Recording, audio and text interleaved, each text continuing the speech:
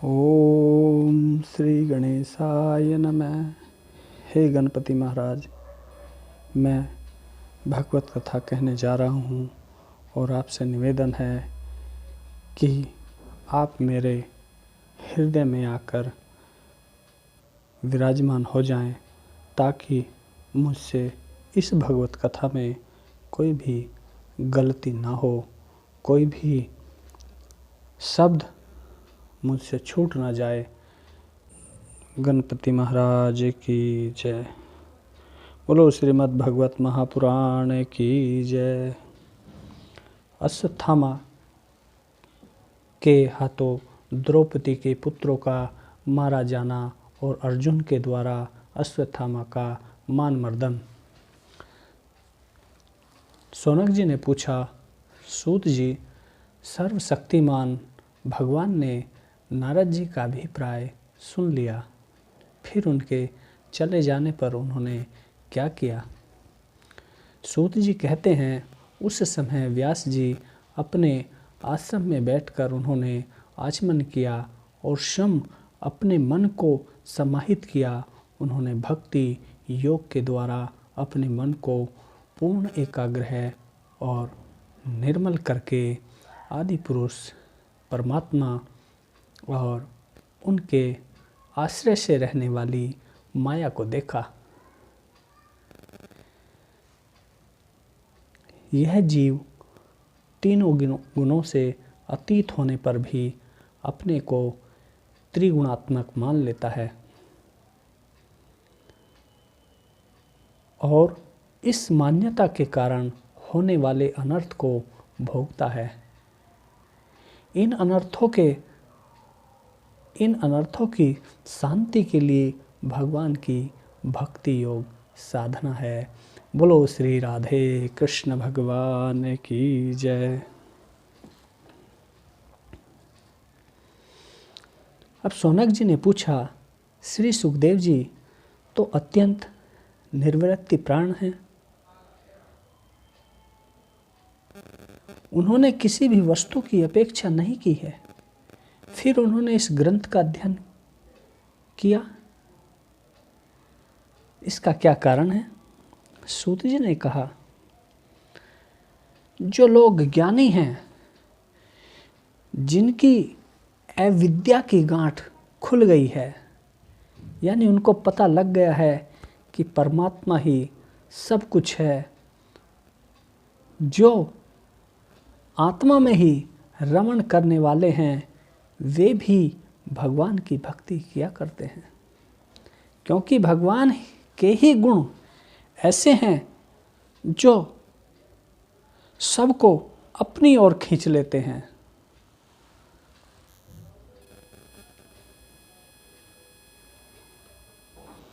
इस पर श्री सुखदेव जी भगवान के भक्तों के अत्यंत प्रिय और स्वयं वेद व्यास के पुत्र हैं और भगवान के गुणों ने उनके हृदय को अपनी तरफ ऐसे खींच लिया और उन्होंने उनसे विवश होकर इस महान और विशाल ग्रंथ का अध्ययन किया। शौनक जी, अब मैं परीक्षित के जन्म और कर्म तथा मोक्ष की तथा पांडवों के स्वर्गारोहण की कथा कहता हूँ, क्योंकि इससे ही भगवान की कथाओं का उदय होता है। जब महाभारत में दुर्योधन की जंघा टूट चुकी थी, तब अश्वत्थामा ने अपने स्वामी दुर्योधन को खुश करने के लिए सोचा कि मुझसे दुर्योधन महाराज मुझसे बड़े खुश होंगे, तो उन्होंने द्रौपदी के पुत्रों की हत्या कर दी, उनके सर काटकर उसे भेंट किए। यह बात दुर्योधन को भी अप्रिय लगी, क्योंकि ऐसी नीच कर्मों की सभी निंदा करते हैं। और द्रौपदी को जब पता लगा कि उनके पुत्रों की मृत्यु अश्वत्थामा ने की है, तो वो जोर जोर से रोने लगी। और फिर इस द्रौपदी को देखकर रोते हुए वहाँ पर अर्जुन आए और उन्होंने कहा, द्रौपदी, तुम्हारे आंसू में जब ही पहुँचूंगा जब उस अश्वत्थामा का सर कल्म करके आपको समर्पित ना कर दूं। और द्रौपदी को यह सांत्वना देकर वो भगवान श्री कृष्ण की सहायता से रथ पर सवार होकर चल दिए। अर्जुन ने कहा, हे कृष्ण, हे सच्चिदानंद स्वरूप,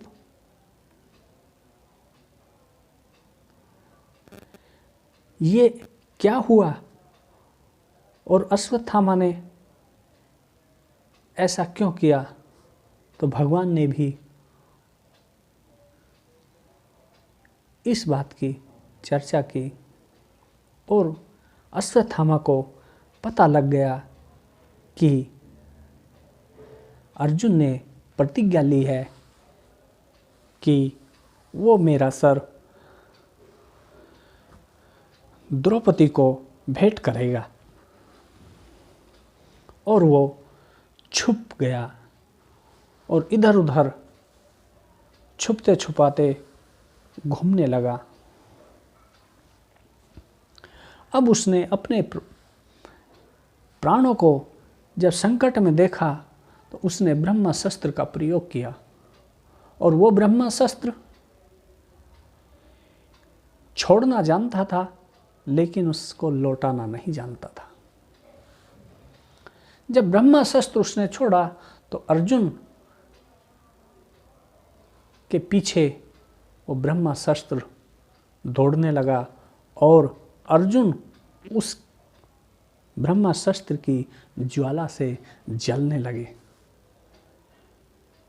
और उस ज्वाला से परेशान होकर वो भगवान कृष्ण को कहने लगे, हे सच्चिदानंद, हे परमपिता, तुम्हारी शक्ति अनंत है।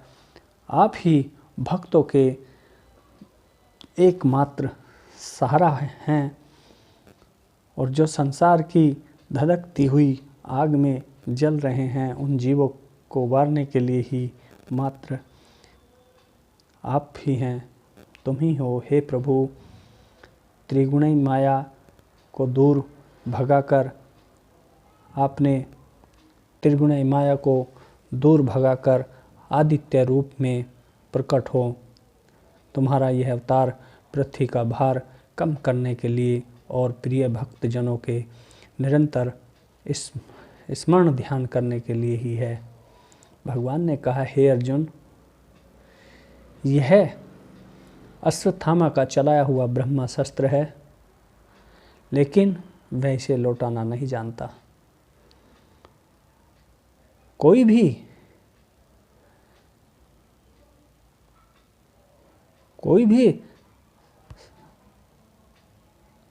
इस शस्त्र को दबा नहीं सकता। इसलिए ब्रह्मास्त्र से ही इस ब्रह्मास्त्र की प्रचंड आग को बुझाया जा सकता है। और भगवान की अनुमति से अर्जुन ने ब्रह्मास्त्र का प्रयोग किया। और जब दोनों ब्रह्मास्त्र आपस में लड़ने लगे तो नदी, नाले, आकाश, पेड़ पौधे सभी जलने लगे। तब भगवान कृष्ण ने कहा कि हे अर्जुन, इन ब्रह्मास्त्र को वापस लौटाओ, नहीं तो बहुत काफ़ी नुकसान हो जाएगा। और जैसे ही अर्जुन ने दोनों ब्रह्मास्त्रों को लौटा लिया और सामने खड़ा हुआ अश्वत्थामा को भागकर पकड़ लिया और अश्वत्थामा को के हाथों में बेड़ियाँ और पैरों में बेड़ियाँ डालकर लेकर चल दिए। तब भगवान कृष्ण ने अर्जुन की परीक्षा लेने के लिए कहा, हे अर्जुन, इस ब्राह्मण को छोड़ना नहीं, इसको मार ही डालो। इसने सोते हुए बच्चों को व्यर्थ में ही मार दिया। बड़ा अपराध किया है इसने। इस तरह से कोई दुश्मन को भी नहीं मारता। जब अश्वत्थामा को बांधकर शिविर में पहुँचे तब द्रौपदी ने देखा कि अश्वत्थामा को पशु के समान बांध रखा है। इस पर अश्वत्थामा को देखकर उनके नेत्रों में जल भर आए और कहने लगी, इनको खोल दीजिए। और उनको नमस्कार किया, इन्हें छोड़ दो, ये ब्राह्मण हैं और हमारे पूजनीय हैं और आपके आचार्य गुरु द्रोण के पुत्र हैं और द्रोण आपके गुरु हैं, इसलिए अश्वत्थामा भी हमारे गुरु ही हैं, इसलिए इनको खोल दो। गुरु वंश की पूजा करनी चाहिए और जिस प्रकार मैं अपने बच्चों के कारण रो रही हूँ, इनकी माता भी न रोए। तब भगवान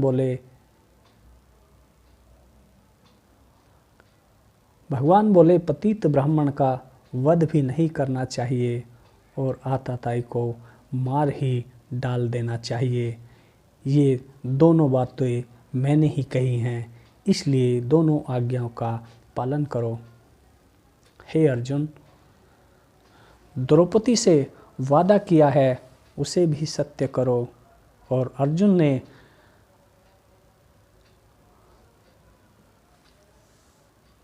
अश्वत्थामा की मणि निकाल ली और उनके सर के बाल उतरवाकर उनको शिविर से बाहर निकाल दिया गया।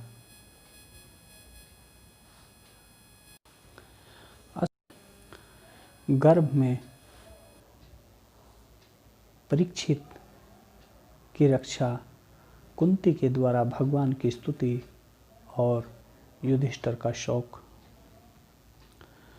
सूत जी कहते हैं, इसके बाद पांडव श्री कृष्ण के साथ जलांजलि के इच्छुक यानी मरे हुए सज्जनों का तर्पण करने के लिए स्त्रियों को आगे करके गंगा तट पर गए। वहाँ उन सब ने मृत पुत्रों को जलदान किया और उनके गुणों का स्मरण करके बहुत विलाप किया, परंतु भगवान के चरण कमलों की धूल से पवित्र गंगा जल में पुनः स्नान किया। वहाँ अपने भाइयों के साथ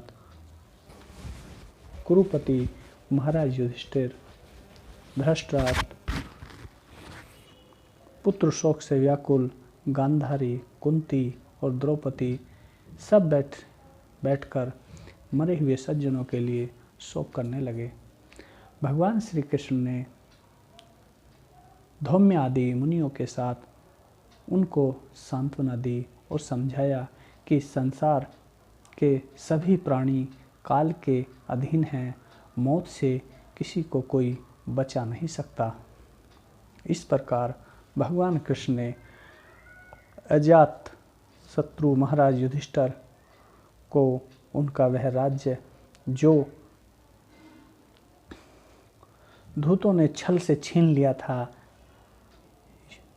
वापस दिलाया और द्रौपदी के केशों का स्पर्श करने से उनकी आयु छीन हो गई थी, उन दुष्ट राजाओं का वध कराया।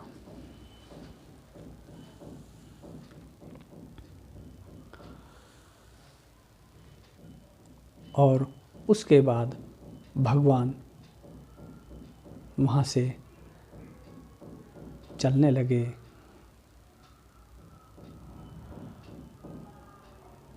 जैसे ही रथ पर सवार हुए,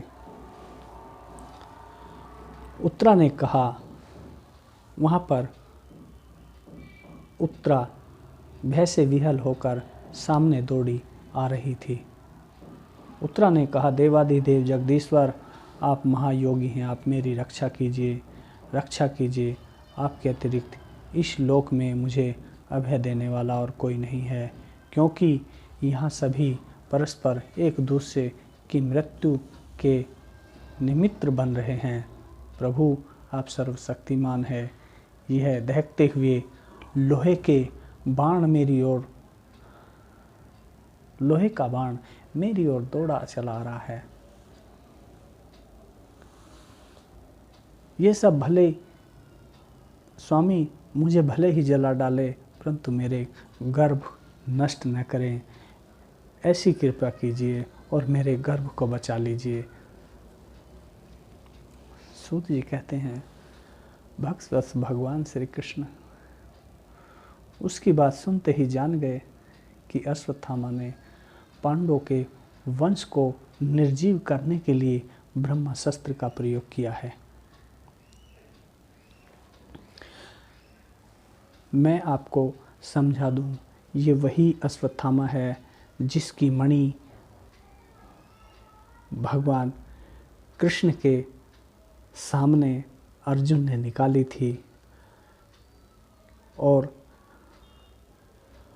उनको जब उनके बाल उतरवाकर और मणि निकालकर उनको अपने शिविर से बाहर निकाल दिया था। आपको पता ही होगा कि सांप, जिस तरह से सांप होता है, अगर उसको आप चोट मारकर छोड़ दो तो वो बदला जरूर लेगा। यही कारण कि उसने इन पांडव वंश को, परिवार को बदला लेने के लिए उसने यह ब्रह्मास्त्र दोबारा छोड़ा, ताकि जो उत्तरा है, उत्तरा के गर्भ में परीक्षित का जन्म होने वाला था। यानी जो परीक्षित तो नाम बाद में रखा जाएगा, लेकिन परीक्षित गर्भ में था, उत्तरा के गर्भ में। उससे भगवान कृष्ण ने उनकी रक्षा की और अपनी माया से उनके गर्भ को ढक दिया और सुदर्शन चक्र से उनकी रक्षा की। कुंती ने कहा, आप समस्त जीवों के बाहर और भीतर एक रस स्थित हैं, फिर भी इंद्रियों और वृत्तियों को देखें नहीं जाते, क्योंकि आप प्रकृति से परे आदि पुरुष परमेश्वर हैं। मैं आपको नमस्कार करती हूँ। इंद्रियों से जो कुछ जाना जाता है उसकी तह में आप विराजमान रहते हैं और अपनी ही माया के पर्दे से अपने को ढके रहते हैं। मैं अबाध नारी, आप अविनाशी पुरुषोत्तम भला कैसे जान सकती हूँ। जैसे मूढ़ लोग, जिस तरह से मूढ़ लोग दूसरों का वेश धारण किए हुए नट को प्रत्यक्ष देखकर भी नहीं पहचान सकते, वैसे ही आप दिखते हुए भी नहीं दिखते। आप शुद्ध हृदय वाले, विचारशील, जीवन मुक्त परमहंस और हृदय में अपनी प्रेम में भक्ति का सर्जन करने के लिए अवतरित हुए हैं। हम अल्प बुद्धि स्त्रियां आपको कैसे पहचान सकती हैं।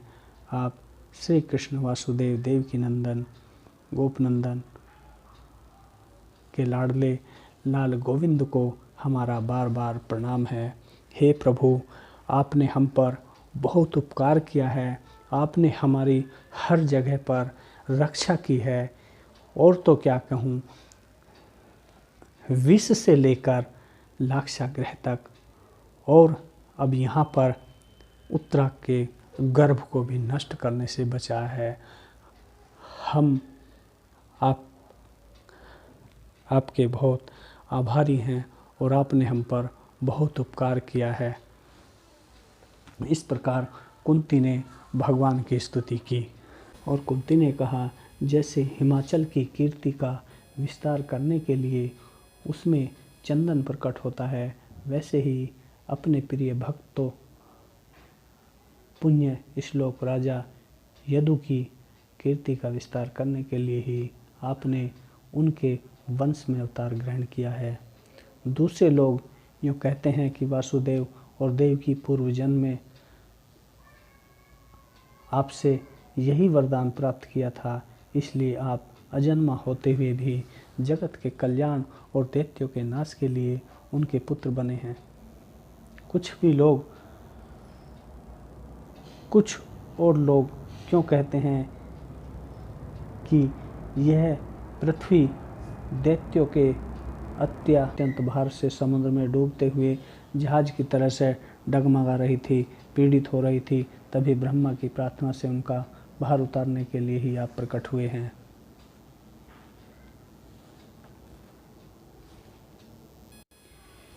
हे गोविंद, आपकी शक्ति अनंत है। गोविंद, आपका यह अवतार गौ, ब्राह्मण और देवताओं के दुख मिटाने के लिए ही है। योगेश्वर चराचर के गुरु हैं, मैं आपको नमस्कार करती हूँ। बोलो राधे कृष्ण भगवान की जय। इस प्रकार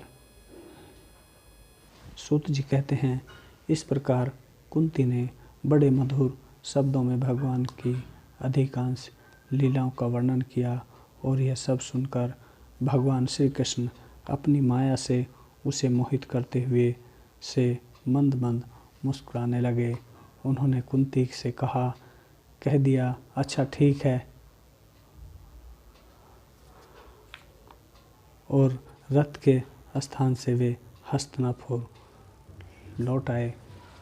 बोलो राधे कृष्ण भगवान की जय।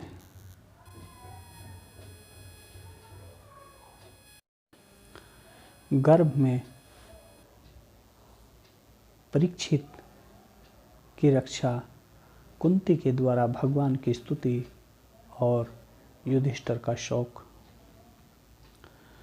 सूत जी कहते हैं, इसके बाद पांडव श्री कृष्ण के साथ जलांजलि के इच्छुक यानी मरे हुए सज्जनों का तर्पण करने के लिए स्त्रियों को आगे करके गंगा तट पर गए। वहाँ उन सब ने मृत पुत्रों को जलदान किया और उनके गुणों का स्मरण करके बहुत विलाप किया, परंतु भगवान के चरण कमलों की धूल से पवित्र गंगा जल में पुनः स्नान किया। वहाँ अपने भाइयों के साथ कुरुपति महाराज युधिष्ठिर, धृतराष्ट्र, पुत्र शोक से व्याकुल गांधारी, कुंती और द्रौपदी सब बैठकर मरे हुए सज्जनों के लिए शोक करने लगे। भगवान श्री कृष्ण ने धौम्य आदि मुनियों के साथ उनको सांत्वना दी और समझाया कि संसार के सभी प्राणी काल के अधीन हैं, मौत से किसी को कोई बचा नहीं सकता। इस प्रकार भगवान कृष्ण ने अजात शत्रु महाराज युधिष्ठिर को उनका वह राज्य जो दूतों ने छल से छीन लिया था वापस दिलाया और द्रौपदी के केशों का स्पर्श करने से उनकी आयु क्षीण हो गई थी, उन दुष्ट राजाओं का वध कराया।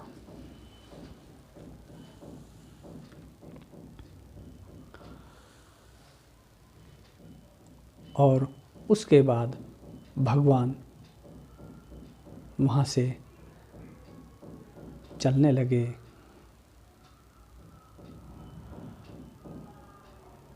जैसे ही रथ पर सवार हुए, उत्तरा ने कहा, वहाँ पर उत्तरा भय से विह्वल होकर सामने दौड़ी आ रही थी। उत्तरा ने कहा, देवादिदेव जगदीश्वर, आप महायोगी हैं, आप मेरी रक्षा कीजिए, रक्षा कीजिए। आपके अतिरिक्त इस लोक में मुझे अभय देने वाला और कोई नहीं है, क्योंकि यहाँ सभी परस्पर एक दूसरे की मृत्यु के निमित्त बन रहे हैं। प्रभु, आप सर्वशक्तिमान है। यह दहकते हुए लोहे के बाण मेरी ओर, लोहे का बाण मेरी ओर दौड़ा चला आ रहा है। ये सब भले स्वामी मुझे भले ही जला डाले, परंतु मेरे गर्भ नष्ट न करें, ऐसी कृपा कीजिए और मेरे गर्भ को बचा लीजिए। सूत जी कहते हैं, भक्तवत्स भगवान श्री कृष्ण उसकी बात सुनते ही जान गए कि अश्वत्थामा ने पांडवों के वंश को निर्जीव करने के लिए ब्रह्मास्त्र का प्रयोग किया है। मैं आपको समझा दूं, ये वही अश्वत्थामा है जिसकी मणि भगवान कृष्ण के सामने अर्जुन ने निकाली थी और उनको जब उनके बाल उतरवाकर और मणि निकालकर उनको अपने शिविर से बाहर निकाल दिया था। आपको पता ही होगा कि सांप, जिस तरह से सांप होता है, अगर उसको आप चोट मारकर छोड़ दो तो वो बदला जरूर लेगा। यही कारण कि उसने इन पांडव वंश को, परिवार को बदला लेने के लिए उसने यह ब्रह्मास्त्र दोबारा छोड़ा, ताकि जो उत्तरा है, उत्तरा के गर्भ में परीक्षित का जन्म होने वाला था। यानी जो परीक्षित तो नाम बाद में रखा जाएगा, लेकिन परीक्षित गर्भ में था, उत्तरा के गर्भ में। उससे भगवान कृष्ण ने उनकी रक्षा की और अपनी माया से उनके गर्भ को ढक दिया और सुदर्शन चक्र से उनकी रक्षा की। कुंती ने कहा, आप समस्त जीवों के बाहर और भीतर एक रस स्थित हैं, फिर भी इंद्रियों और वृत्तियों को देखें नहीं जाते, क्योंकि आप प्रकृति से परे आदि पुरुष परमेश्वर हैं। मैं आपको नमस्कार करती हूँ। इंद्रियों से जो कुछ जाना जाता है उसकी तह में आप विराजमान रहते हैं और अपनी ही माया के पर्दे से अपने को ढके रहते हैं। मैं अबाध नारी, आप अविनाशी पुरुषोत्तम भला कैसे जान सकती हूँ। जैसे मूढ़ लोग, जिस तरह से मूढ़ लोग दूसरों का वेश धारण किए हुए नट को प्रत्यक्ष देखकर भी नहीं पहचान सकते, वैसे ही आप दिखते हुए भी नहीं दिखते। आप शुद्ध हृदय वाले, विचारशील, जीवन मुक्त परमहंस और हृदय में अपनी प्रेम में भक्ति का सर्जन करने के लिए अवतरित हुए हैं। हम अल्प बुद्धि स्त्रियां आपको कैसे पहचान सकती हैं। आप श्री कृष्ण वासुदेव, देवकी नंदन, गोपनंदन के लाडले लाल गोविंद को हमारा बार बार प्रणाम है। हे प्रभु, आपने हम पर बहुत उपकार किया है। आपने हमारी हर जगह पर रक्षा की है, और तो क्या कहूँ, विष से लेकर लाक्षागृह तक, और अब यहाँ पर उत्तरा के गर्भ को भी नष्ट करने से बचाया है। हम आपके बहुत आभारी हैं और आपने हम पर बहुत उपकार किया है। इस प्रकार कुंती ने भगवान की स्तुति की।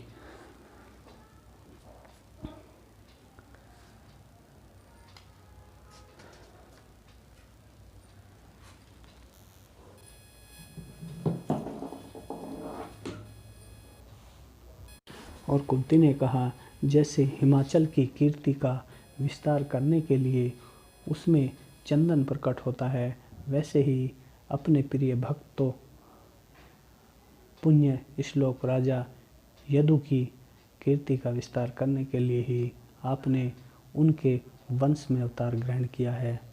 दूसरे लोग यूँ कहते हैं कि वासुदेव और देव की पूर्व जन्म में आपसे यही वरदान प्राप्त किया था, इसलिए आप अजन्मा होते हुए भी जगत के कल्याण और दैत्यों के नाश के लिए उनके पुत्र बने हैं। कुछ और लोग क्यों कहते हैं कि यह पृथ्वी दैत्यों के अत्यंत भार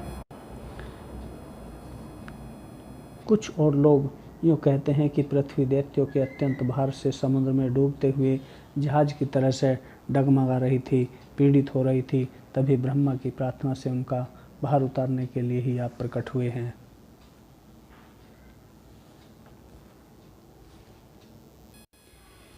हे गोविंद, आपकी शक्ति अनंत है। गोविंद, आपका यह अवतार गौ, ब्राह्मण और देवताओं के दुख मिटाने के लिए ही है।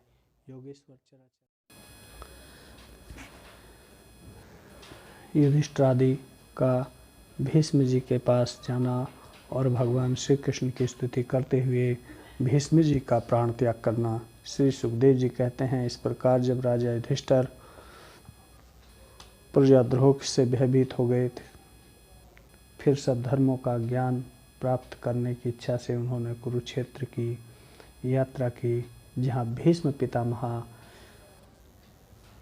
शरशय्या पर पड़े हुए थे। सौनक जी ऋषियों उस समय उन सब भाइयों ने स्वर्ण जटित रथों पर, जिसमें अच्छे अच्छे घोड़े जुते हुए थे, सवार होकर अपने भाई युधिष्ठिर का अनुगमन किया। उनके साथ व्यास, धैर्य आदि ब्राह्मण भी थे। सौनकादि अर्जुन के साथ भगवान श्री कृष्ण भी रथ पर चढ़कर चले। उन सब भाइयों के साथ महाराज युधिष्ठिर की ऐसी सभा हुई मानो वृक्षों से घिरे हुए स्वयं कुबेर की हो रही हो। अपने अनुचरों और भगवान श्री कृष्ण के साथ जहाँ जाकर पांडवों ने देखा कि भीष्म पितामह स्वर्ग से घिरे हुए देवताओं के समान पृथ्वी पर पड़े हुए हैं, उन लोगों ने उन्हें प्रणाम किया। सौनक जी उसी समय भरत वंशियों के गौरव रूप भीष्म पितामह को देखने के लिए सभी ब्राह्मण, देवता, ऋषि और राज ऋषि वहाँ आए। पर्वत, नारद, धौम्य, भगवान व्यास,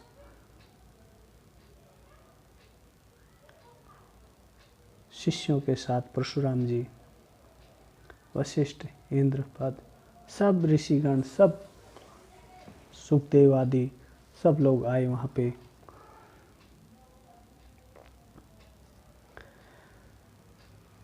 पितामह भीष्म धर्म को और देश काल के विभाग को कहा, किस समय क्या करना चाहिए, इस बात को जानते थे। उन्होंने उन बड़भागी ऋषियों को सम्मिलित हुआ देखकर उनका यथायोग सत्कार किया। वे भगवान श्री कृष्ण के प्रभाव भी जानते थे, अतः उन्होंने अपनी लीला से मनुष्य का वेश धारण करके वहाँ बैठे हुए जगदीश्वर भगवान के रूप में हृदय में विराजमान भगवान कृष्ण की बाहर और भीतर दोनों जगह पूजा की पितामह भीष्म ने। पांडव बड़े विनय और प्रेम के साथ पितामह भीष्म के पास बैठ गए। जो पांडव थे वो सब पितामह भीष्म के चारों तरफ बैठ गए, क्योंकि उनके दादा थे वो। और पितामह भीष्म का अंत समय चल रहा था। उन्हें देखकर भीष्म पितामह की आंखों में प्रेम के आंसू भर गए। उन्होंने उनसे कहा, हे धर्मपुत्रों, यह बड़े कष्ट और अन्याय की बात है कि तुम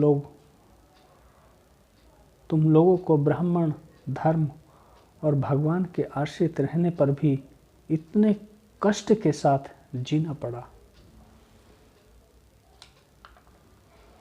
भगवान आपके साथ होते हुए भी इतना कष्ट आपको झेलना पड़ा कि क्या क्या आपके साथ नहीं हुआ। तुम कदापि योग्य नहीं थे। अतीर्थ पांडवों की मृत्यु के समय तुम्हारी अवस्था बहुत छोटी थी। उन दिनों तुम लोग कुंती रानी को और साथ साथ तुम्हें भी बार बार बहुत से कष्ट झेलने पड़े। इस प्रकार बादल वायु वश में रहते हुए भी वैसे ही लोकपालों के सहित हमारा संसार काल भगवान के अधीन है। मैं समझता हूँ कि तुम लोगों के जीवन में ये जो अप्रिय घटनाएं घटी हुई हैं वे सब उन्हीं की लीला है। नहीं तो जहाँ साक्षात धर्मपुत्र राजा युधिष्ठिर हो, गांधारी भीमसेन और धनुर्धर अर्जुन रक्षा का काम कर रहे हो, गांडीव धनुष हो, स्वयं भगवान कृष्ण सुहृद हो, भला वहाँ भी विपत्ति की संभावना है। ये काल रूप श्री कृष्ण कब क्या करना चाहते हैं, इस बात को कोई नहीं जानता। बड़े बड़े ज्ञानी भी इसे जानने की इच्छा करके मोहित हो जाते हैं। और युधिष्ठिर, संसार की ये सब घटनाएं ईश्वर इच्छा के अधीन है। भगवान जो करना चाहता है वो उसी के अधीन है। उसी का अनुसरण करके तुम इस अनाथ प्रजा का पालन करो, क्योंकि तुम ही इसके स्वामी और इसे पालन करने में समर्थ हो। ये कृष्ण साक्षात भगवान हैं। ये सब के आदि कारण और परम पुरुष नारायण हैं। अपनी माया से लोगों को मोहित करते हुए यदि वंशियों में छिपकर लीला कर रहे हैं। इनका प्रभाव अत्यंत गूढ़ और रहस्यमय है। युधिष्ठिर, इसे भगवान शंकर, देव ऋषि नारद और स्वयं भगवान कपिल हो ही जानते हैं। इन्हें तुम्हें अपना ममेरा भाई, प्रिय पुत्र और सबसे हेतु मानते हो, और जिन्हें तुम प्रेमवश अपना मंत्री, दूत, सारथी बनाने में भी संकोच नहीं किया। तुमने इनको क्या क्या बना दिया, सारथी बना दिया, दूत बना दिया, मंत्री बना दिया, और तुमने उनको बनाने में भी संकोच नहीं किया। तुमने एक बार भी सोचा नहीं, अरे वे स्वयं परमात्मा हैं, वे स्वयं भगवान कृष्ण हैं, वो स्वयं नारायण हैं। इन सर्वात्म समदर्शी आदित्य ओंकार रहित और निष्पाप परमात्मा में उन ऊंचे नीचे कार्यों के कारण कभी किसी प्रकार की विषमता नहीं होती। युधिष्ठिर, इस प्रकार सर्वस्त्र सम होने पर भी देखो तो सही, ये अपने अनन्य प्रेमी भक्तों पर कितनी कृपा करते हैं, कितने कृपालु हैं, जो अर्जुन के मंत्री भी बन गए, दूत भी बन गए, और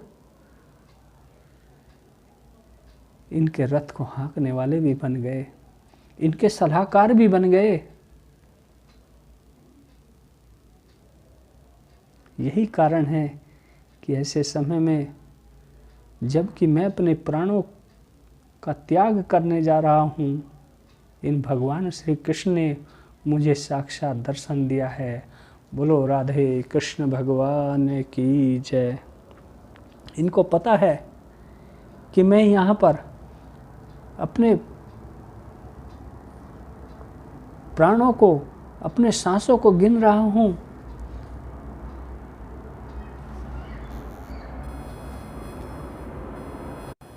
और ये भगवत प्राण योगी पुरुष भक्ति भाव से इनमें अपना मन लगाकर और वाणी से इनके नाम का कीर्तन करते हुए शरीर का त्याग करते हैं और कामनाओं से तथा कर्म के बंधन से छूट जाते हैं। वे ही देव देव भगवान अपने प्रसन्न हास्य और रक्त कमल के समान अरुण नेत्रों से उलसित मुख वाले चतुर्भुज रूप हैं, जिनका और लोगों को केवल ध्यान में दर्शन होता है। तब तक यही स्थित रहकर प्रतीक्षा करें जब तक मैं इसे शरीर को त्याग न दूं। सूत जी कहते हैं, जब पितामह भीष्म ने इस प्रकार युधिष्ठिर को ये बातें बताई और नाना प्रकार के धर्मों से संबंधित उनके रहस्य बताए, तब तत्व पितामह भीष्म ने वर्ण और आश्रम के अनुसार पुरुष के स्वाभाविक धर्म और वैराग्य तथा रोग के कारण विभिन्न रूप से बतलाए हुए निवृत्ति और प्रवृत्ति त्रिविध धर्म, अनादि राजधर्म, मोक्ष धर्म, स्त्री धर्म और भगवत धर्म, इन सब का अलग अलग संक्षेप में विस्तार करके बताया और बोले, हे केशव, वह ब्रह्म क्या है, अध्यात्म क्या है, कर्म क्या है, अधियज्ञ क्या है, अधिदेवी क्या है, किसे कहते हैं। और जो लोग अपनी मृत्यु, जो लोगों ने अपना सब कुछ आपको न्यौछावर कर दिया, वो मरने के बाद में आपको प्राप्त होंगे या नहीं, इसका हमको कुछ पता नहीं। कैसे पता लगेगा?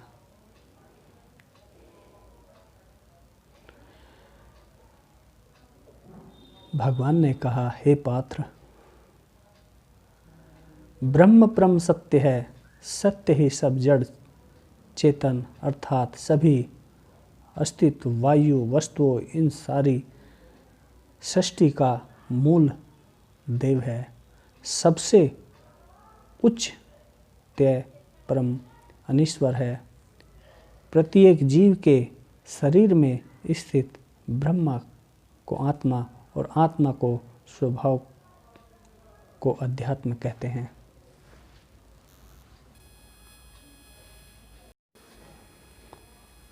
पितामह भीष्म ने कहा,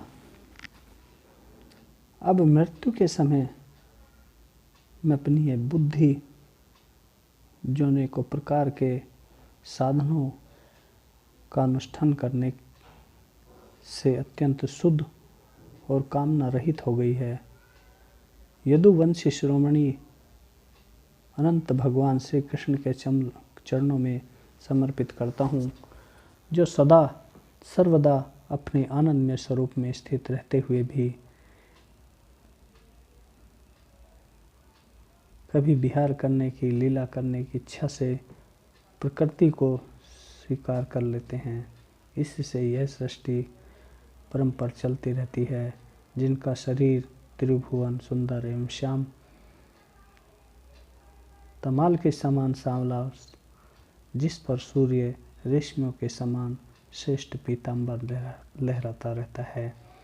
एक कमल सुदर्श मुख पर घुंघराली अलके लटकी रहती हैं। उन अर्जुन सखा श्री कृष्ण में मेरी निष्पट प्रीति हो। मुझे युद्ध के समय की उनकी वह विलक्षण छवि याद आती है। उनके मुख पर लहराते हुए घुंघराले बाल, घोड़ों की टॉप की धूल और मटमैले हो गए रहे थे और पसीने की छोटी छोटी बूंदें शोभायमान हो रही थी। मैं अपने तीखे बाणों से उनकी त्वचा को बेध रहा था। उन सुंदर कवच मणि भगवान श्री कृष्ण के प्रति मेरा शरीर, अंतःकरण और आत्मा समर्पित हो जाएं। उन भगवान कृष्ण को मेरी आत्मा समर्पित हो जाएं।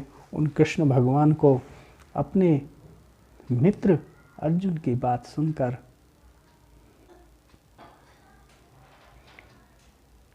जो भगवान जो तुरंत ही पांडव सेना और कौरवों सेना के बीच में अपना रथ ले आए और वहाँ स्थित होकर उन्होंने अपनी दृष्टि से ही शत्रु पक्ष के सैनिकों की आयु छीन ली। उन पार्थ सखा भगवान कृष्ण में मेरी परम प्रीति हो। अर्जुन ने जब दूर से कौरवों की सेना के मुखिया हम लोगों को देखा, तब पाप समझकर वह अपने सज्जनों से के साथ वध से विमुख हो गए कि मैं युद्ध नहीं लड़ूंगा। उस समय उन्होंने गीता के रूप में आत्मविद्या का उपदेश करके उनके सम्यक ज्ञान का नाश कर दिया और उन परम पुरुष भगवान श्री कृष्ण के चरणों में मेरी प्रीति बनी रहे।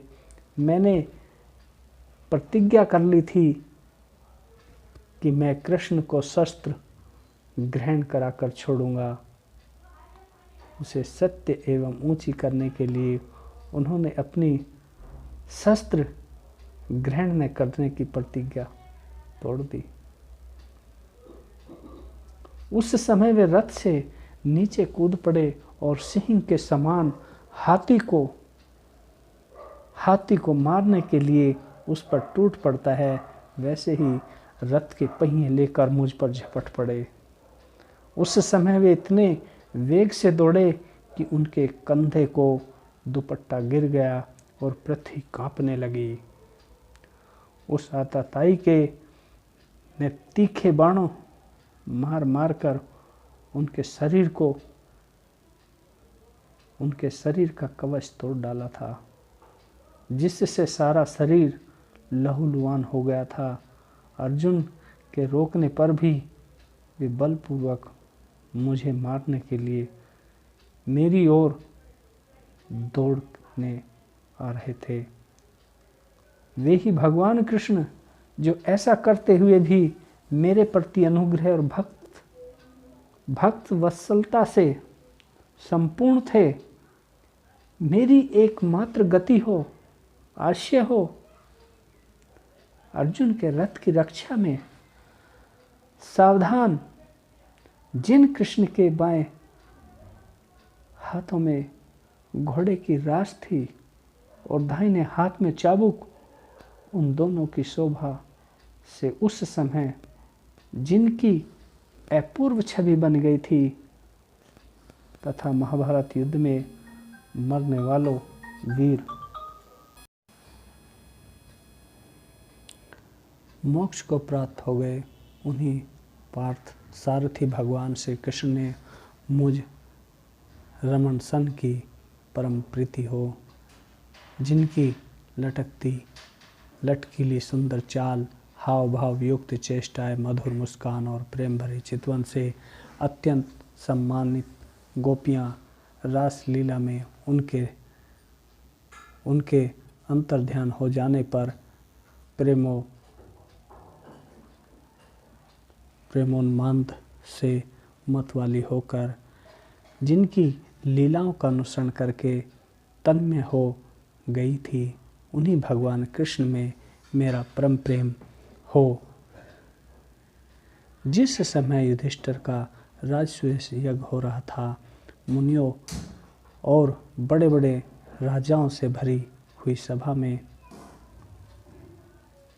रक्षा से सबसे पहले मेरी ओर से उन्हीं सबके दर्शन में भगवान श्री कृष्ण ने मेरी आँखों के सामने पूजा हुई थी। वे ही सबके आत्मा प्रभु आज इस मृत्यु के समय मेरे सामने खड़े हैं। जैसे एक ही सूर्य अनेकों आँखों से अनेकों रूपों में दिखते हैं, वैसे ही अजन्मा होकर भगवान कृष्ण अपने ही द्वारा रचित अनेकों शरीरधारियों के हृदय में अनेकों रूप से जान पड़ते हैं। वास्तव में मैं तो वह एक और सबके हृदय में विराजमान हैं और उन्हीं भगवान कृष्ण को मैं भेद भ्रम से रहित होकर प्राप्त हो गया हूँ। सूत जी, इस प्रकार पितामह भीष्म ने मन, वाणी और दृष्टि से वृत्तियों से आत्मा स्वरूप भगवान श्री कृष्ण में अपने आप को लीन कर दिया। उनके प्राण वहीं विलीन हो गए और वे शांत हो गए।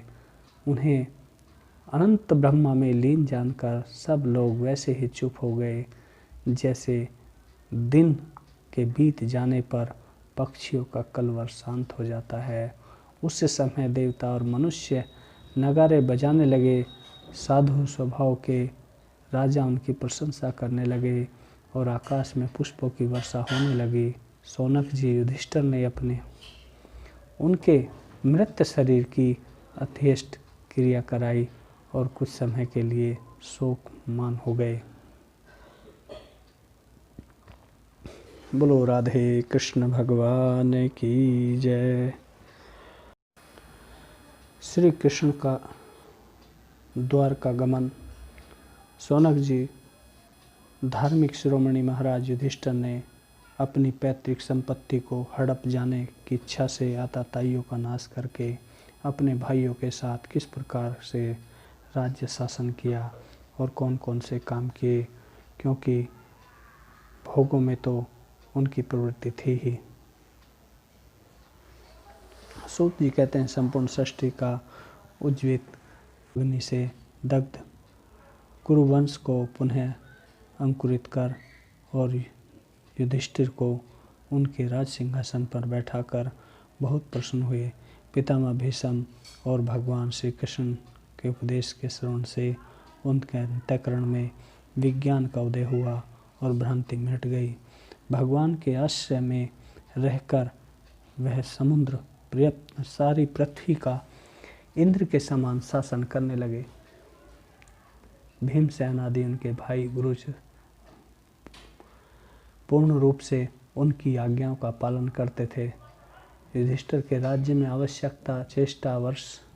आवश्यकता के यथेष्ट वर्षा होती थी।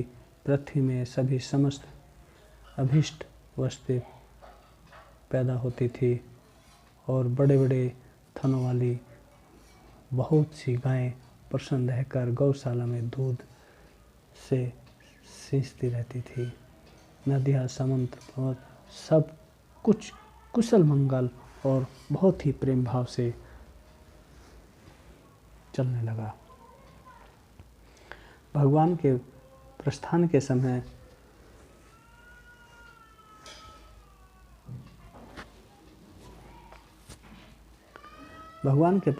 समय मृदगण, शंख, भेरी, ढोल, नरसिंगे, धुनकारी, धुंधरी, नगारे, घंटे और दुम्बंबिया आदि बाजे बजने लगे।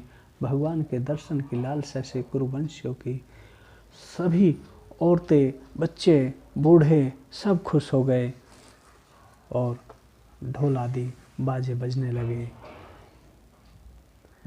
हस्तिनापुर को सजा दिया गया। भगवान में जिनका चित्त भगवान कृष्ण में रम गया था, आपस में ऐसी ऐसी बातें कर रहे थे जो सबके कान और मन को आकृष्ट कर रही थी। वे आपस में कह रहे थे, सखियों, ये वे ही सनातन परम पुरुष हैं जो प्रत्येक के समय भी अपने आदित्य अनिवेश्य रूप में स्थित रहते हैं। उस समय सृष्टि के मूल ये 3 गुण ही नहीं रहते जगदम्बा ईश्वर में जीव भी लीन हो जाते हैं और महत्व आदि समस्त शक्तियाँ अपने कारण अव्यक्त सी हो जाती हैं। उन्होंने फिर भी अपने नाम रूप रहित स्वरूप को नाम रूप के निर्माण की इच्छा से कि रथ की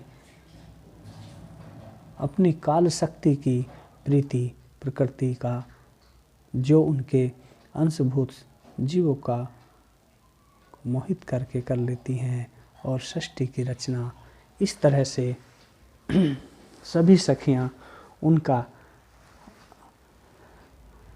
उनकी लीलाओं का गान कर रही थी।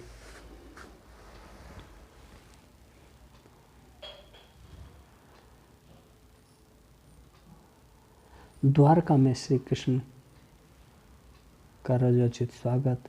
सूत जी कहते हैं, जब भगवान कृष्ण द्वारका में पहुँचे तो श्री कृष्ण ने अपने संवर्ग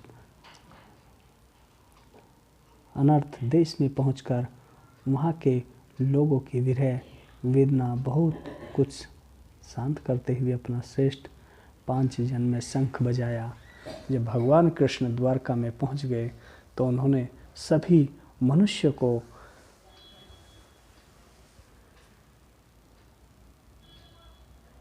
वंदना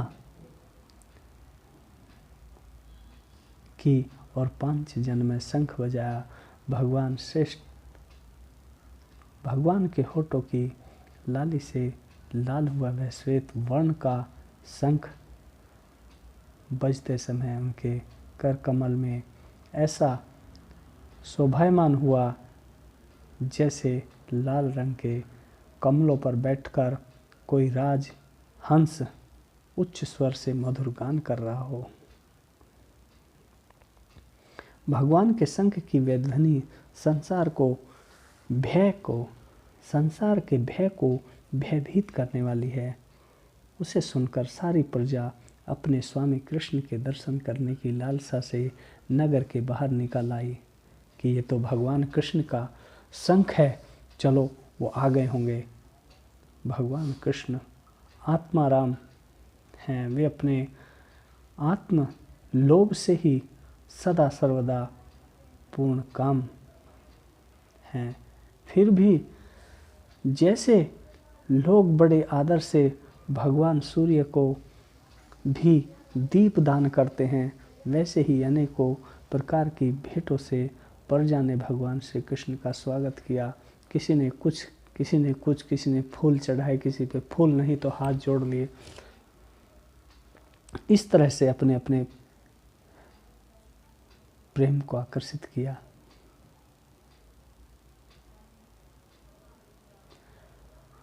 भगवान श्री कृष्ण ठीक वैसे ही स्तुति करने लगे जैसे बालक अपने पिता से अपनी तोतली बोली से बातें करते रहते हैं। स्वामी, हम आपके उन चरणों को सदा सर्वदा प्रणाम करते हैं और उनकी वंदना ब्रह्मा, शंकर और इंद्र तक करते हैं जो इस संसार में परम कल्याण चाहने वाले हैं। उन सर्वोत्तम भगवान हैं, उनकी शरण लेने से परम समर्थ काल भी एक बाल तक बांका नहीं कर सकता।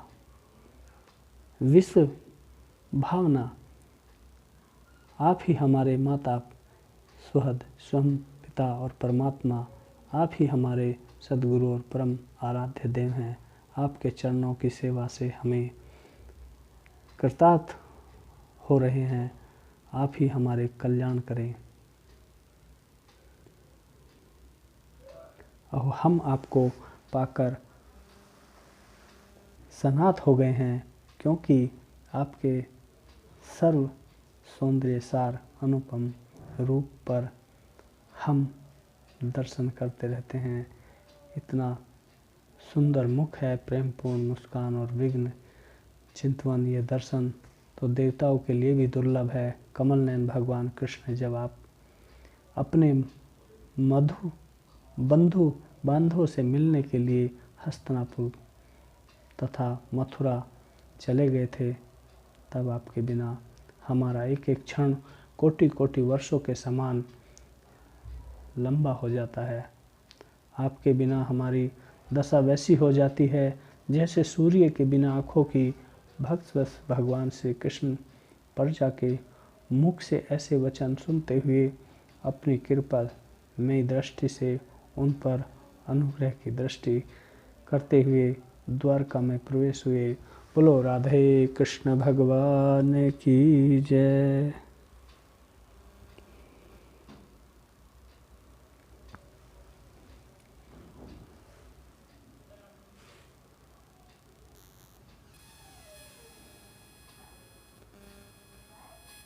और भगवान कृष्ण ने बंधु बांधवों, नगरों और सेवकों से उनकी योग्यता के अनुसार अलग अलग मिलकर सबका सम्मान किया।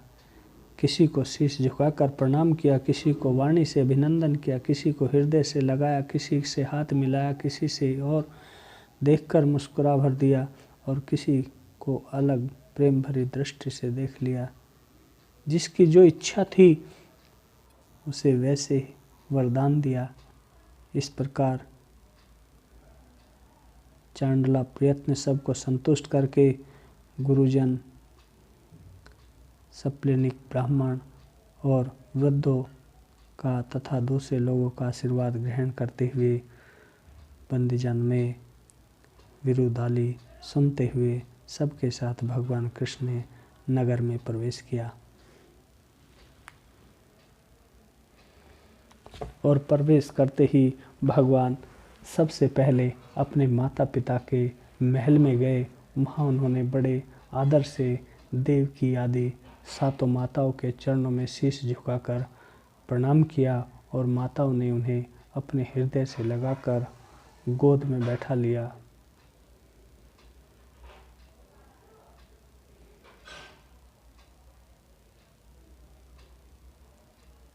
और उन्होंने अपने स्नेह के कारण उनके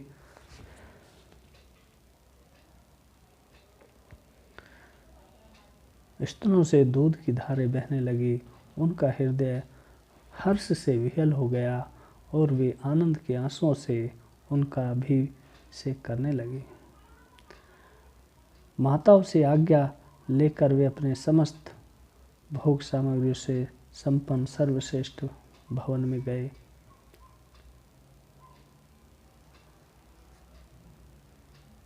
और 16,000 पत्नियों से अलग अलग जिसकी जैसी जैसी इच्छा थी उनसे मिले।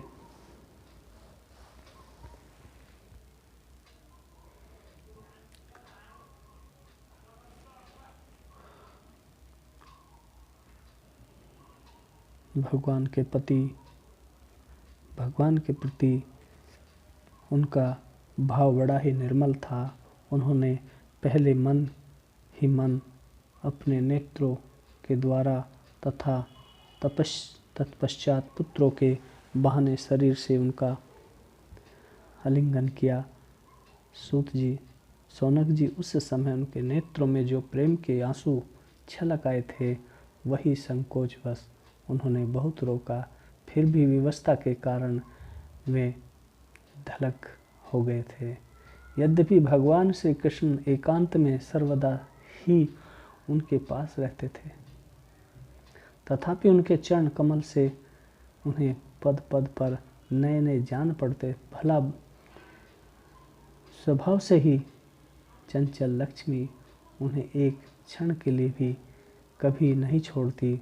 उनकी सन्निधि से किसी स्त्री को तृप्ति हो सकती है।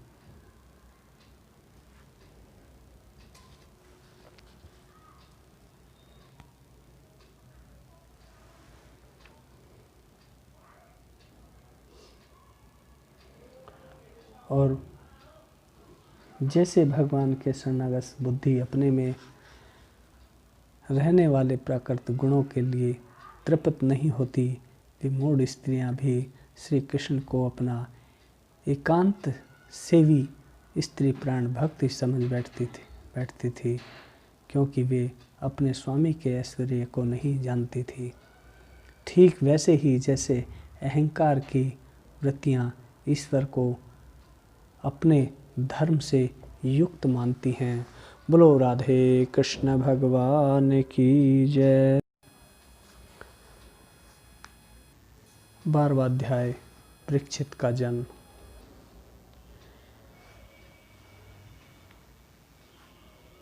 ये वो परीक्षित हैं जिनको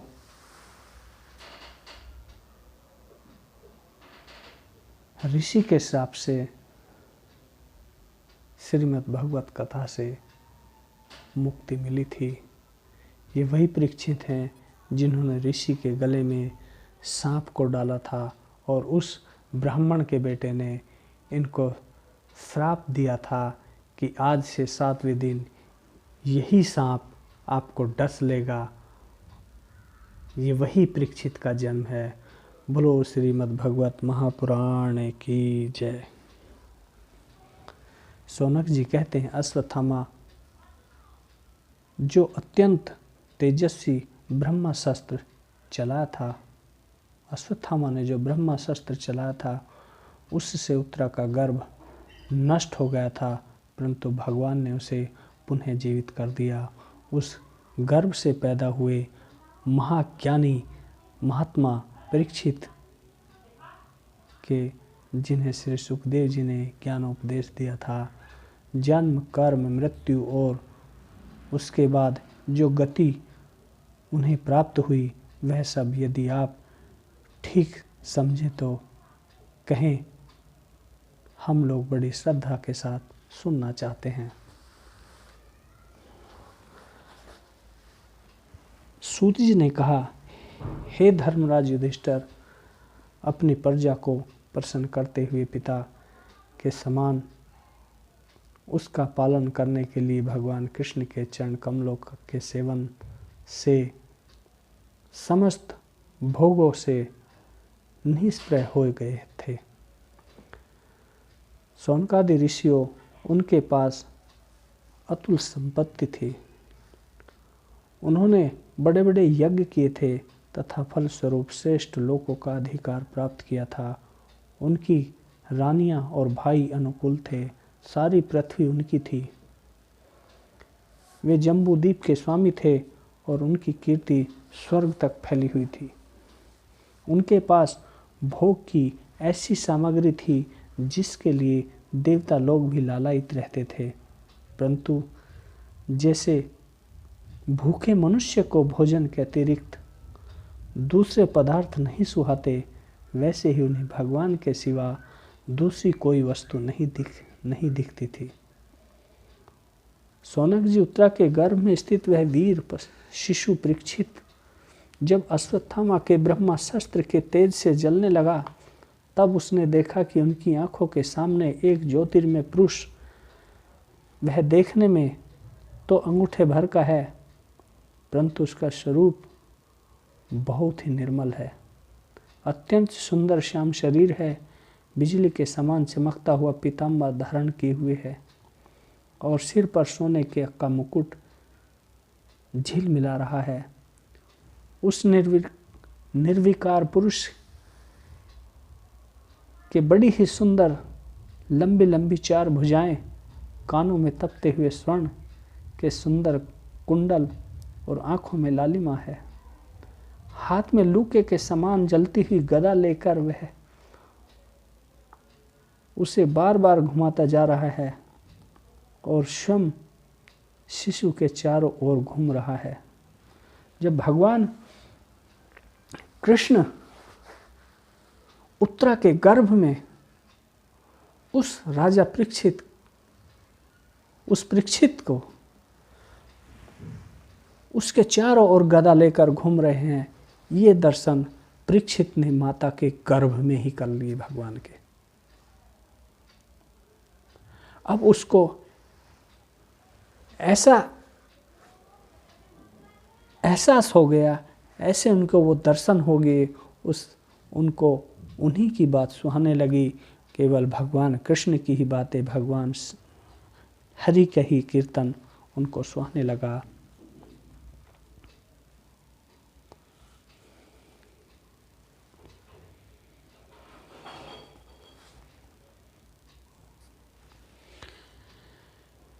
जैसे सूर्य अपनी किरणों से कोहरे को भगा देता है, वैसे ही उस गदा के द्वारा ब्रह्मा शस्त्र के तेज को शांत करते जा रहा था। उस पुरुष को अपने समीप देखकर वह गर्भ अवस्था में शिशु सोचने लगा कि ये कौन है।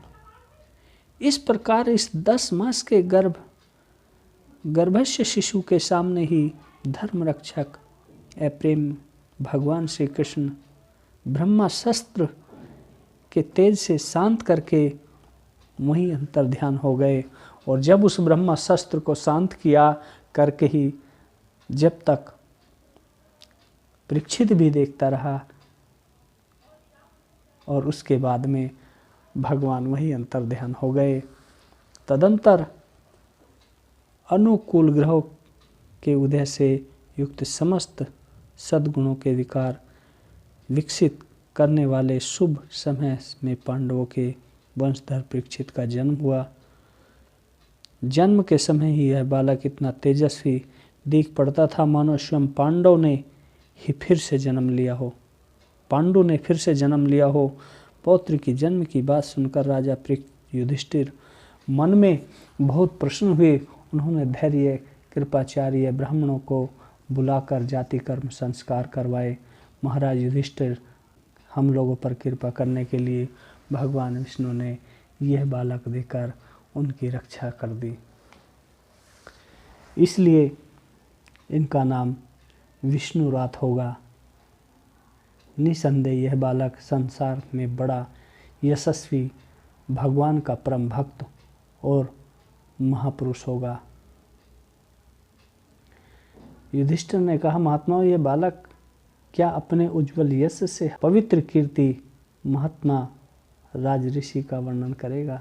ब्राह्मणों ने कहा, हे धर्मराज, यह मनुपुत्र इक्ष्वाकु के समान अपनी प्रजा का पालन करेगा तथा दशरथ नंदन भगवान श्री राम के समान ब्राह्मण भक्त और प्रति सत्य प्रतिज्ञा होगा। यह उसी नर नरेश सिंही के समान दाता और शरणागत वत्स होगा और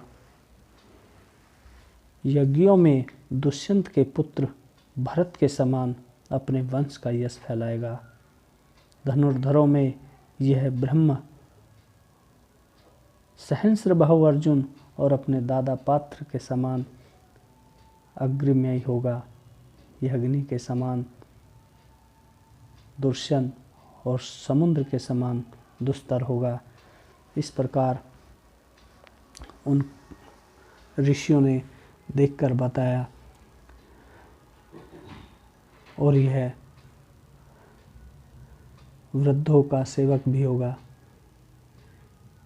इसके पुत्र राज ऋषि होंगे। मर्यादा का उल्लंघन करने वाले को यह दंड देगा। यह पृथ्वी माता और धर्म की रक्षा के लिए कलयुग का भी दमन करेगा।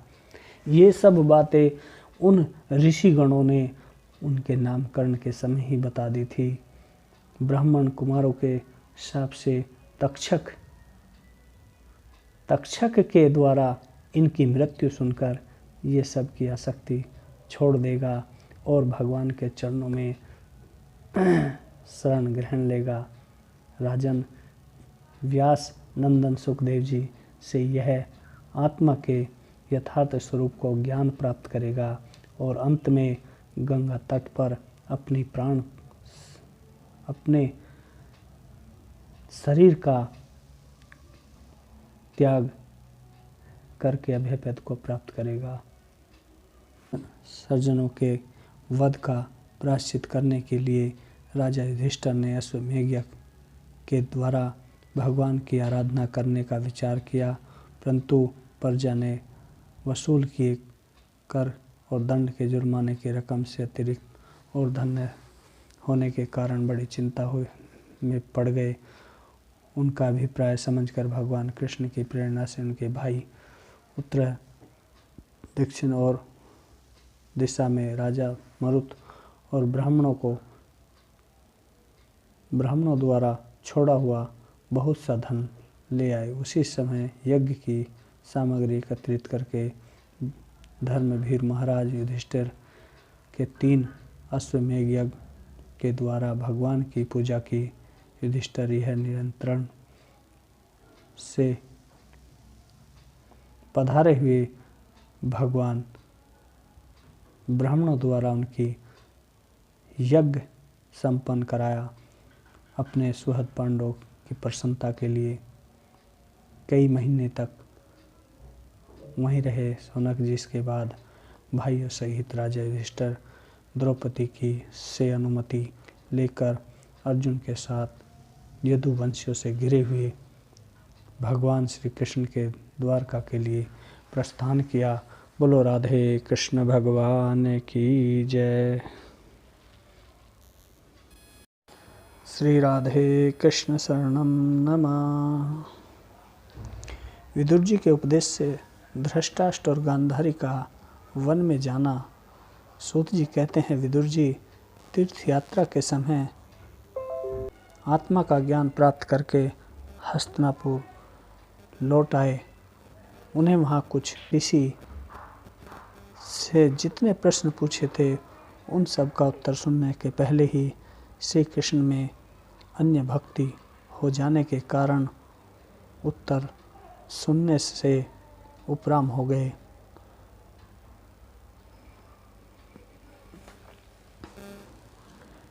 विदुर जी पांडव के चाचा थे और पांडव उनका देवताओं के समान सम्मान करते थे। ने पूछा, चाचा जी, जैसे पंछी अपने के पंखों की छाया से छाया के नीचे रखकर सेते, वैसे ही आपने अपने कर कमलों की छाया में हम लोगों को पाला पोसा है। बार बार आपने हमें और हमारी माता को विषदान और लाक्षागृह के दाह आदि विपत्तियों से बचाया है। क्या आप हम लोगों को भी याद करते रहे? और आपने पृथ्वी पर विचरण करते समय किस वृत्ति से अपना जीवन निर्वाह किया? विदुर जी तो साक्षात धर्मराज थे। मांडव्य ऋषि के शाप से 100 वर्ष के लिए शूद्र बन गए थे और पांडव अपने अपने कामों में लग गए और यह बात भूल गए कि हमारे जीवन मृत्यु की ओर जा रहा है। और उनके सामने वह समय आ पहुंचा जिसे कोई टाल नहीं सकता। तुरंत विदुर जी हाल काल की गति देखकर समझ गए और अपने भाई धृतराष्ट्र से बोले, बड़ा भयंकर समय आ गया है, यहाँ से निकल चलिए और हम सब लोगों पर काल मंडराने लगा है, जिसको टालने का कहीं भी कोई उपाय नहीं है। और चाचा ताऊ प्रियजन सभी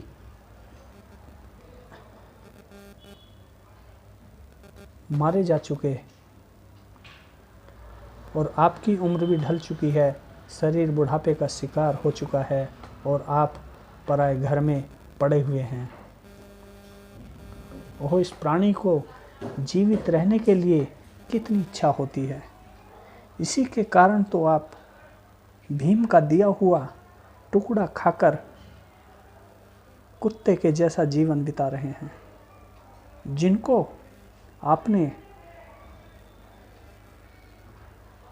आग में जलाने की चेष्टा की, विष देकर मारना चाहा और जिनकी विवाहित पत्नी को अपमानित की, जिनकी भूमि और धन छीन लिए, उन्हीं के अन्न से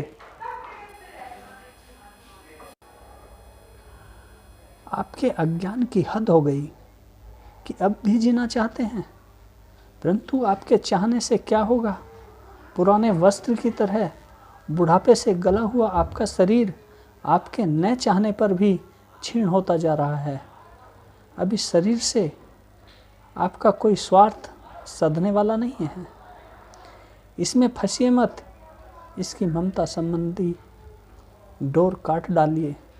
जो संसार के सगे संबंधियों से अलग रहकर उनके अनजान में अपने शरीर का त्याग करता है, वह धीर कहा गया है, चाहे अपनी समझ से हो या दूसरों के समझाने से। जो संसार को दुख रूप समझकर इससे विरक्त हो जाता है, वह अपने अंतःकरण को वश में करके हृदय में भगवान को धारण करके संन्यास के लिए घर से निकल पड़ता है। वही मनुष्य उत्तम है। इसके आगे और जो समय आने वाला है, वह प्रातः मनुष्य के गुणों को घटाने वाला होगा। इसलिए आप अपने कुटुंबियों से छिपकर उत्तराखंड में जाइए। जब छोटे भाई विदुर ने अंधे राजा धृतराष्ट्र को इस प्रकार समझाया, तब उनकी आंखें खुली और भाई बंधुओं के सुदृढ़ स्नेह पासों को काटकर अपने छोटे भाई विदुर के दिखाए गए मार्ग पर निकल पड़े और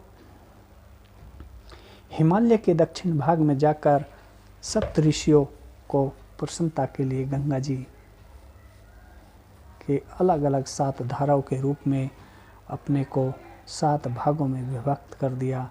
इससे सतसोत्र कहते हैं। और ऋषियों के आश्रम पर धृतराष्ट्र अपनी पत्नी गांधारी और विदुर जी के साथ गए हैं। वहाँ वे त्रिकाल स्नान और विधि पूर्वक अग्निहोत्र करते हुए अब उनके चित्त में किसी प्रकार की कामना नहीं थी। वहीं ऋषियों के आश्रम पर धृतराष्ट्र अपनी पत्नी गांधारी और विदुर के साथ गए और केवल जल पीकर शांति चित्त से निवास करते रहे। आसन जीत कर प्राणों को वश में करके उन्होंने अपनी 6 इंद्रियों को विषय से लौटा लिया। भगवान की धारणा से उनके तमोगुण, रजोगुण, सत्वगुण के मल नष्ट हो चुके। उन्हें अहंकार को मंद बुद्धि के साथ जोड़कर भी उसे क्षेत्रज्ञ आत्मा में लीन करके उसे भी महाकोश में और अपने शरीर का त्याग कर दिया। बोलो राधे कृष्ण भगवान की जय।